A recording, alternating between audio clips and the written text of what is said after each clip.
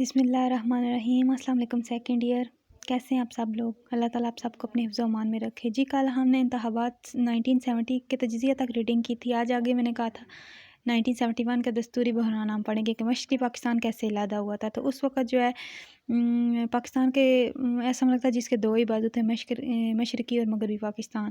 تو اس کے بعد جو ہے ان میں فاصلہ بہت زیادہ تھا اور بس آپس میں جو ہے زیادہ تر چیزیں یہ کہہ لیں کہ مغربی پاکستان کی طرف تھی یا وہ مشرقی پاکستان کی طرف تھی۔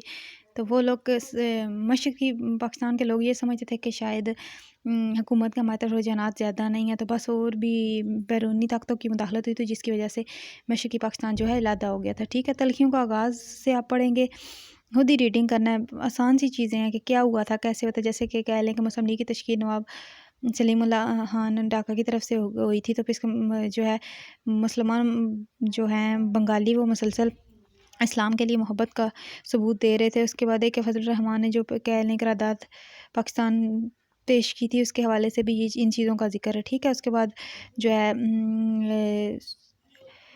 سید حسین شہید سہروردی کا بھی ذکر ہے کہ جو صوبے کے جو انتخابات جب ہوئے تھے 1946 تو وہ صوبے ادھر بنگال کے وزیر اعظم وغیرہ بنے تھے۔ تو یہ ڈیٹیل آپ نے خود پڑھنی ہے۔ ٹھیک ہے، جو چیز سمجھ نہیں آئی مجھ سے پوچھ لیجیے گا، ویسے مجھے لگتا نہیں آپ ایک دفعہ دو دفعہ تین دفعہ پڑھو گے آپ کو چیزیں خود ہی سمجھ آ جائیں گی۔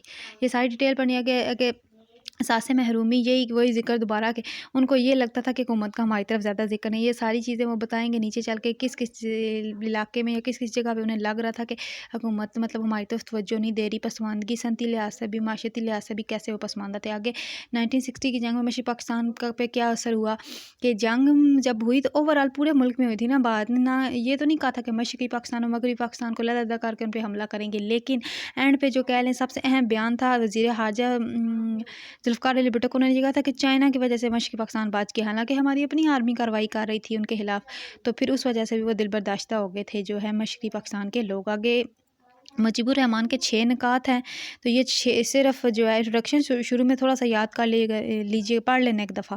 ٹھیک ہے، لڑائی تاشقند کب ہوا تھا یہ بھی انڈر لائن کر کے تو اس کی ڈیٹ اچھی طرح یاد کر لینی ہے اور کس نے کیا تھا۔ اس کے بعد جو ہے یہ مجیب الرحمان کے 6 نکات آپ نے یاد کرنے ہیں، اور آگے مجیب الرحمان کے 6 نکات کی جو ہے نا اہمیت، مجیب الرحمان کی مقبولیت میں اضافہ، اس کے بعد باعث کی طرف سے مداخلت کیسے ہوئی تھی، تو یہاں تک یہ نا آپ نے پڑھ لینا۔ بے شک پڑھ سارا لیجئے گا یہ تینوں ٹاپکس، پھر اس کو تھوڑا شارٹ کر دیں گے، 6 پوائنٹس اوپر تک پورے یاد کرنے، یہ نیچے والی ڈیٹیل بے شک چھوڑ دیجیے گا۔ اس کے بعد نیچے بھی یہاں تک آف یا یہاں تک جب آپ کو اچھا لگتا ہے سوری بہتر لگتا ہے کہ اتنا تک یاد کرنا چاہیے وہ کر لیجیے گا۔ ٹھیک ہے، بعد کی مداخلت بھی بے شک اوپر والا صرف ایک پہلا یاد کر لیجیے گا، جو چیز سمجھ نہیں آئی مجھ سے پوچھ لیجیے گا۔ اور 6 نکات اس کے، اور یہ پیچھے میں جو ہے ان میں سے شارٹ کوسچن انشاءاللہ چلے کل لگوا دوں گی، ان میں سے نہیں بنیں گے، آپ فی الحال لانگ طریقے سے یاد کرو ڈیٹیل کے ساتھ۔ ٹھیک ہے، جو چیز سمجھ نہیں آئی مجھ سے پوچھ لیجیے گا، میں بار بار کہتی ہوں مجھ سے پوچھ لیا کریں۔ اپنا خیال رکھیے گا، اللہ حافظ۔